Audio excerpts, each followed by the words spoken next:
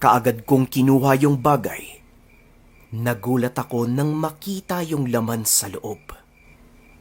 Isang uri ng itim na langis at merong iba't ibang ugat sa loob. Habang hawak-hawak ko yon, unti-unti akong nakakaramdam ng pagkahilo.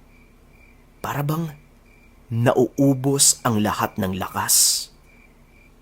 Mabuti na lang, bigla akong nakarinig ng pagkatok sa ibaba ng bahay.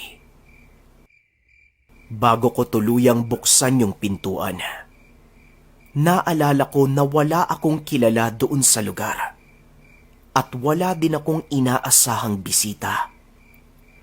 Hindi ko muna binuksan yung pintuan. "Sino yan?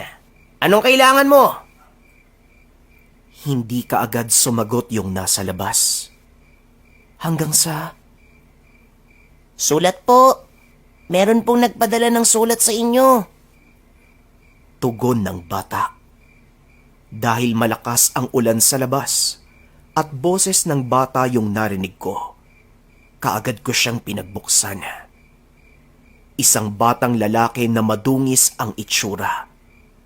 Sira-sira ang damit at meron siyang suot na hikaw na kulay itim.